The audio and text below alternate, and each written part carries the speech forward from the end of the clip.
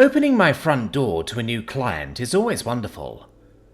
Opening the door today was next level. After running Margareta's dog boarding for 15 years now, all new clients come from word of mouth, since I've gained an impressive reputation for the care of what I call foreign dogs. How else do you describe a dog that you can't get from any human breeder or shelter?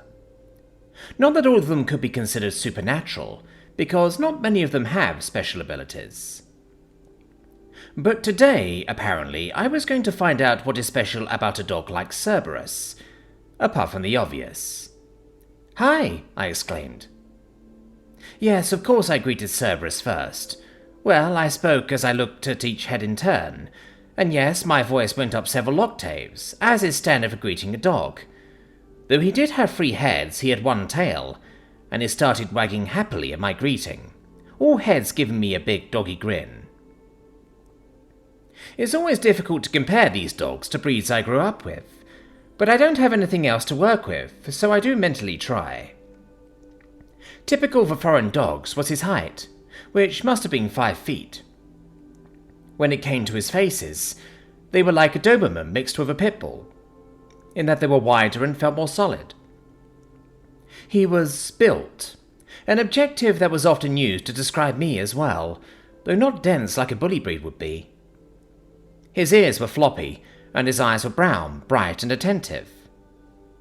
There was a shaggy but well-kept mane of hair from his throat that tapered as he reached his back, and his short fur was coloured a deep brown from head to tail. So yes, my eyes took Cerberus in first, instinctively, even though there was a god standing next to him. I couldn't help it. Turning to the man next to him, though, it was obvious what he was, as his presence drew me in. Once you've spent enough time interacting with people who aren't human, you get a feel for it. Maybe you've even met one without knowing it. You just felt that there was something intense, something compelling about them, that demanded your attention. When someone has existed for centuries or millennia, there's a certain way they hold themselves. It isn't just confidence and ease of power, it's as if they're in control of every cell in their body. I know humans shed thousands of cells every minute, continuously dying and regenerating and growing, but it feels like gods just are. They're not changing or weakening, instead existing in a state that makes them appear ageless. Not that they are. I've seen them bleed. "Hello," I spoke to him, pitching my voice back to normal. "Welcome to Margareta's dog boarding." "Thank you," he said with a nod. There was a small smile on his face that indicated his amusement and appreciation for how I'd greeted his dog. "You're Margareta Larson?" "I am." Hades was almost a foot taller than me, and I'm 5'11". If historical sculptures are to be believed, he'd had hair down to his shoulders and a decent beard back in the day, but it seemed he'd changed with the times. His blonde hair was cut fashionably, swept back and trimmed, just as it reached his ears, and his beard was close cut. Like anyone else who visited, I saw no weapons on his person, but my guess was that they were still available to him in some way. And no, he didn't wear a toga. He wore a modern, rather smart, dark blue suit that befitted him, with brown leather shoes. "Please, come in," I said, stepping back and opening the door wide, motioning with my hand. He nodded once more, walking inside, and Cerberus kept pace with him. The living room is on the left, just past the foyer, and I led my guests inside. My home is quite large, but my 2 employees live here as well, which keeps it from feeling like an empty nest. It's a 2-story American craftsman, gorgeous in my opinion, and it's over 100 years old. For those of you outside of America, that's prehistoric. I have 400 acres, with a surprising variety of terrain, but I cheated, considering I had supernatural help.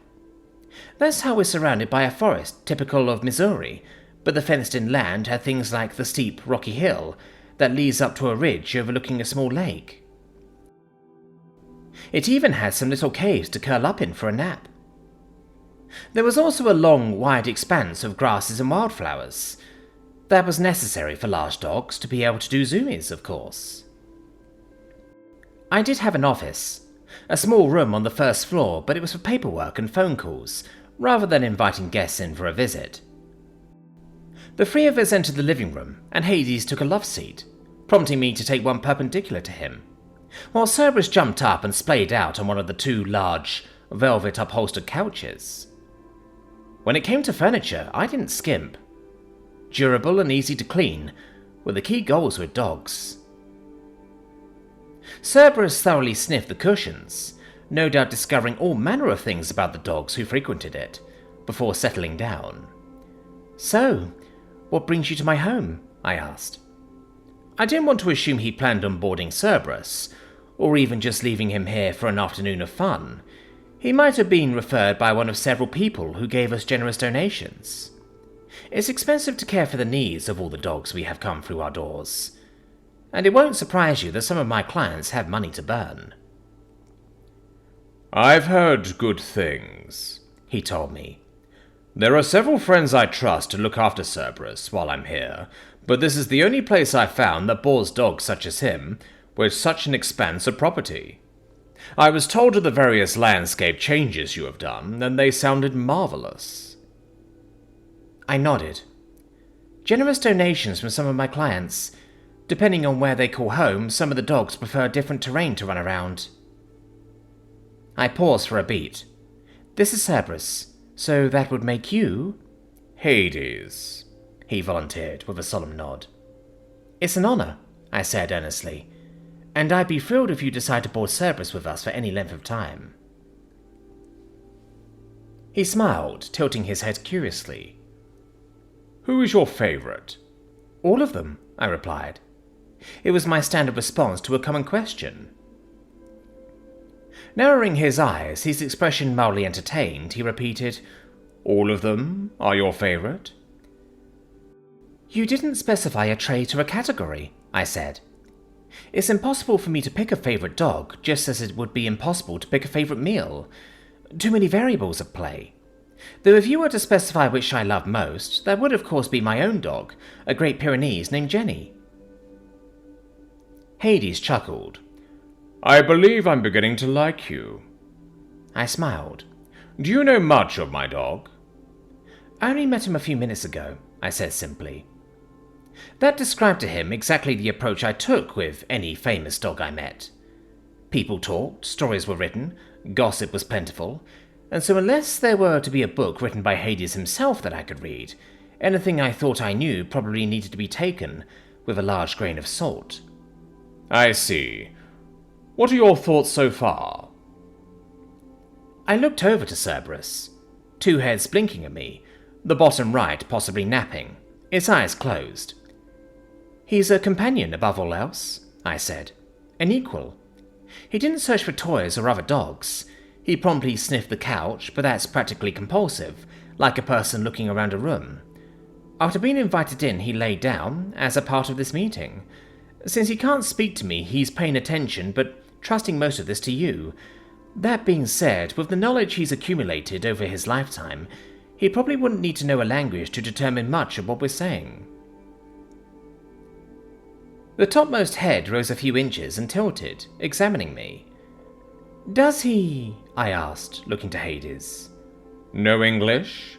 Perhaps more than other dogs, but nothing that would particularly fool a human behaviorist who studied him," he replied.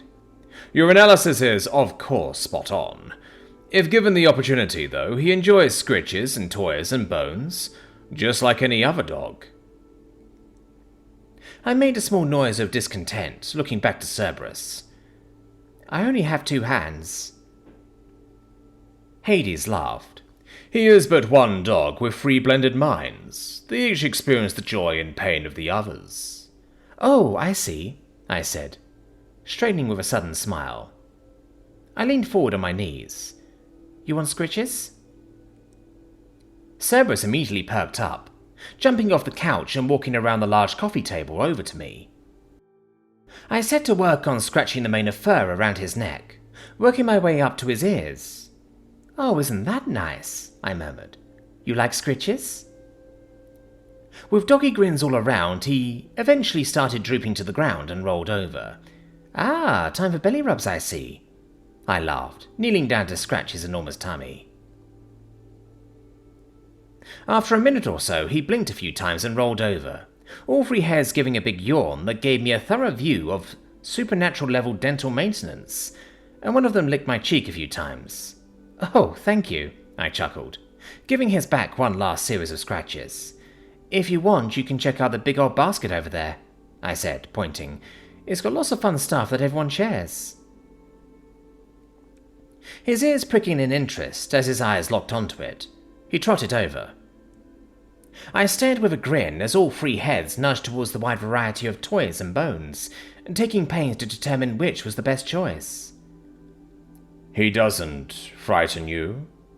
Hades asked softly.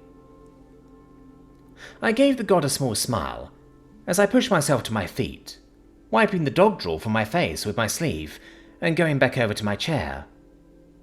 Letting out a long breath, I crossed my legs as I thought of several scars on my arms and legs. Humans have teeth and claws as well. The difference is you can't see them, and often don't even know they're there until it's too late. And still, I've yet to be asked if I fear certain people upon meeting them. Why is that, do you think? Hades pursed his lips in contemplation. I'll admit I do that on purpose, skipping questions in favor of pointing out something curious, or asking a question in return. My clients seem to enjoy it when I do so. Maybe after a few thousand years, conversation gets boring, and they like curveballs. At this point, Cerberus's heads had chosen a large bone, though honestly there wasn't any other size, a thick knotted rope, and a chew toy made out of Kevlar, a specialty item that I had a few of, made by a friend a few states over. Since my reply was a philosophical and societal question, not meant to be answered, Hades moved on. Could we take a tour of the grounds? Hades asked, sitting up straight and putting his hands on the armrests. Two of Cerberus's heads looked over, while the third, the one with the bone, continuing to unwaveringly nosh on it. We can indeed. The bone will be there when we get back, if you'd like to spend some more time with it, I said, looking to the dog. As Hades and I stood up, the top head chuffed at the one bottom right, which was still determined to keep grinding away, but then relented, dropping it with a thunk on the floor. Come on, buddy, I said. I'll show you around, and there are other doggies here who I'm sure would love to meet you. All 6 ears perked up.